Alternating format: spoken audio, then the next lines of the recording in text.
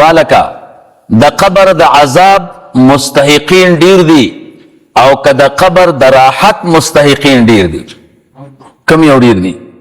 د عذاب والا کنه خو د نه سړي زامنو خو دنیا ډکه ده کنه ده داسې. قبر څه معنا ده؟ نو مولوي صاحب د قبر دوه معنی. قبر دغه کندې ته وایي لحد یا شق، او شریعت کې قبر دا نوم دی د حیات برزخی. برزخ پردې ته وایي ښه، او د قبر ژوند په مابین د دنیا او د قیامت کې پرده نه ده. نو دې کې چې کوم ژوند وي نو هغې ته حیات برزخی وایي ښه. یو سړی چې په موټر کې وسوځېږي او خاورې شي او ویره شي نو د ده دپاره خو قبر رانغی، او قبر کې بس پوښتنه ترې کېږي.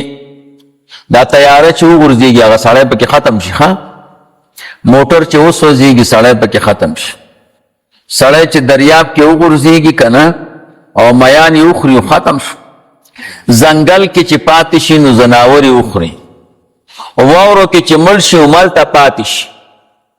د هغه لپاره خو قبر نه دی. نو دا ټولې مسلې به دې حل کېږي په یو جواب چې قبر نوم دی د حیات برزخي. کم ژوند چې په مابین د حیات دنیوي او حیات اخروي په منځ کې دی دغه حیات برزخی ته قبر. بس بیان د عذاب. عذاب څه معنا ده؟ نو مولوي صاحب عذاب درې معنی دي ښه. یو د عذاب معنا د المنع والروع. منع ته وایي یو سړی ویرول. عذاب کې دا کار دی مولوي صاحب ته چې په یو مسله کې پوه شي چې دی کې عذاب دی نو تا د ارتکاب د هغې نه منې کوي که نه؟ سیلاب چې راشي سیلاب څه شی راشي؟ د سیلاب د پاسه لرګي که نه او واړه واړه لرګي، او د دې لرګیو په وجه باندې د سیلاب دا مخې خړ کړی او بیکاره کړی که نه؟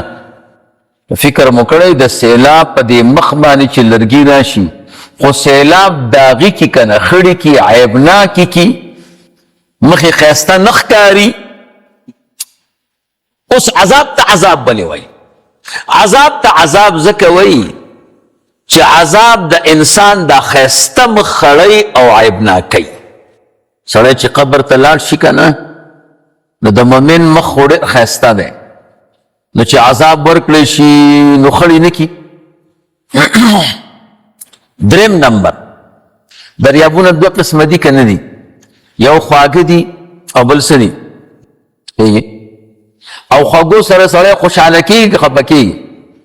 عذاب ته عذاب ځکه وایي چې چا ته عذاب ورکول کېږي په دې دشمن خوشحاله کېږي.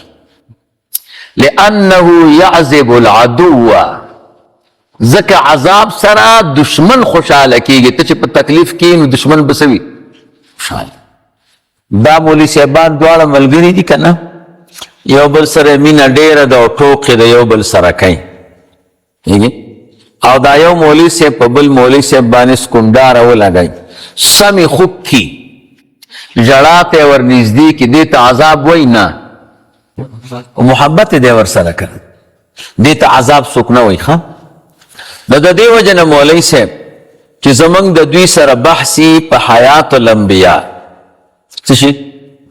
انبیا په خپلو قبرونو کې ژوندي دي.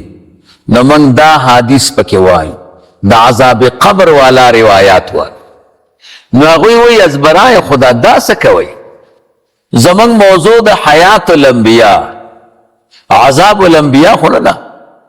تاسو دلایل د عذاب قبر وایئ او مسله مو څه ده؟ نو د دې سره څه مناسبت دی؟ موږ وایو جواب ترکی با ترکی. دوی داسې کار کوي چې د عذاب قبر نه دوی منکران دي خو وایي نه. عذاب قبر نه څه دي؟ دا مولوي صاحب منکران دي خو وایي نه. ځکه که وایي هلته معتزله ډله مشهوره ده، معتزله عذاب قبر نه مني.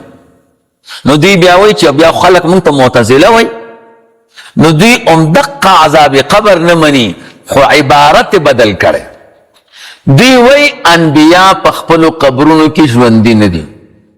څنګه عنوان دی؟ والکا چې انبیا په خپل قبرونو کې ژوندي نه دي نو صدیقین به ژوندي دا کومه مرتبه ده او چې صدیقین ژوندي نه نو شهدا به ژوندي نو چې شهدا ژوندي نه دي نو مؤمنان به ژوندي والکه چې مؤمن ژوندی نه دی نو کافر به ژوندی چې کافر ژوندی نه دی نو عذاب قبر کم دی عذاب خوی ایلام الحی نو یو ځل به ورته حیات ثابت دی دوی د بر نه راکوزیږي هغلته غوبله جوړ کړی او مقصود دا دی انبیاء ژوندي نه دي نو صدیقین شهدا صالحین مؤمنان کله ژوندي دي د دوی مرتبه خو د انبیاءو نه کمه ده نو چې مؤمن ژوندی نه دی والکه کافر کله ژوندی دی ښه چې کافر ژوندی نه دی نو عذاب چاله ورکړي او مخکې شی 360 یو شی دي خو دا ډېر چالاکه دي ګوره معتزله او ځان ته نوم ایښی ښه اصحاب العدل والتوحید شرع قاعده مې ده که نه کې دي اصحاب العدل دوی داسې کار وکړه د عدل کټ کو دې سره اشاعت کې اشاعت التوحید والسنه نو مقه شی دی دا دومره وران دي نو موږ څه چل کوو هغوی خو د بره نه راکوشو که نه موږ د دې ځای نه ور روان شو موږ وایو د کافر دپاره عذاب په قبر کې شته ولې عذاب کې حیات ضروري دی نو کافر ژوندی دی ځکه عذاب قبر دی ښه چې کافر ژوندی دی نو مؤمن به نه ښه چې مؤمن ژوندی نو شهید به نه صدیقین به نه نو چې دا ټول ژوندي دي نو انبیا به نه نو موږ ځکه د عذاب قبر والا دلیل وایو موږ د دې خوا نه ور روان یو هغوی نفي د حیات کوي په اعلا کې ما په خبره پوه شوئ دا اصل کې چل کوي ها عنوان بدل کړی په دې طریقه باندې راتاویږي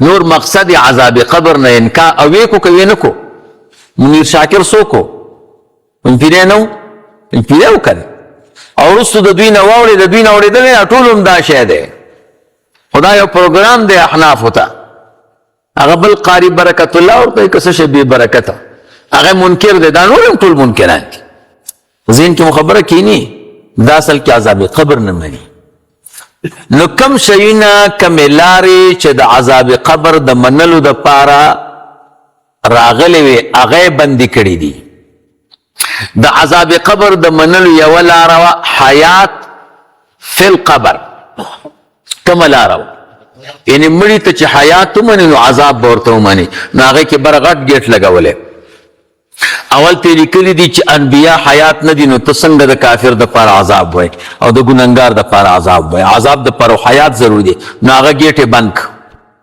بل ګیټ لګیدل او سماع الموت مړ اوري کنه اوري نو کمړي ته ژوندې وي خو خود اوري ولا کته زما خبر اوري کنه اوري ژوندې نه دا دلیل ته ضرورت شته سماع الاحیاء کې خو دلیل ته ضرورت نشته نو کمړي ته ژوندې وي بیا خو سماع الموت شته تو ورته مړ وي بیا نشته نو دوی خو ورته سوی حیات قائل نه دي نو دوی سماع الموت هم نشته هغې ته کله پواچم دا لاره و د عذاب قبر د منلو دریم نمبر لاره هغه د زیارت القبور و کمړي ته ژوندې وي نو د قبر په ملاقات کې فایده شته او که ورته ژوندې نه وي نو بیا څه فایده ده د د تیږې په منځ کې فرق شته نو دوی وایي قبرونو زیارت ته مه ځئ دا ګیټ هم بند کړو څلورم نمبر مړي پسې دعا کول صدقات کول چې مړي ته تیږه وي نو صدقات به ورته څه فایده وکړي چې ورته ژوندی وی په قبر کې او محتاج وی دعا او صدقې ته